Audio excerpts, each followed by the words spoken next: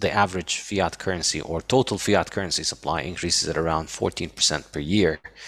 So you go from 2% to 14%. Well, 14% means you lose 50% in 5 years. So if you put that fiat, your average fiat paper, you put it under your mattress or under the floorboard, and you wait 5 years, it's lost half of its value. It can buy you half of what it could buy you when you put it there. So let's say you have enough money to buy a house, but you don't want to buy a house now. So you put the money under your floorboard. 5 years later, that money will buy you half the house that you wanted. So what that means is that our ability to provide for the future is massively compromised, and that just makes the future more uncertain. And as the future is more uncertain, we discount the future heavier.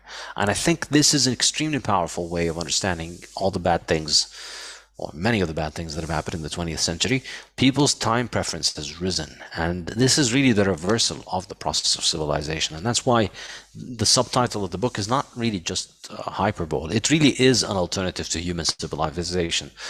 Fiat is a way of just getting everybody to become a debt slave with no potential for thinking for the future, and therefore little prospect for civilization, little prospect for investing in the future, for wanting to provide for the world, wanting to provide a better life for the world, for your future self. And so everybody's just constantly becoming more and more high time preference, becoming more and more present oriented.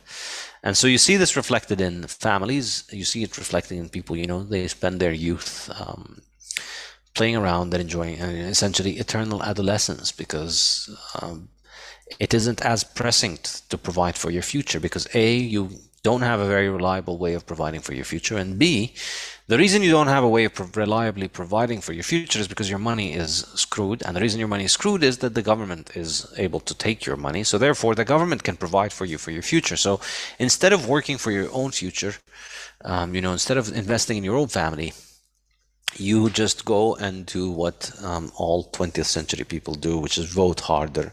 And you think that, if I just vote harder, then my government is going to give me all the things that I want.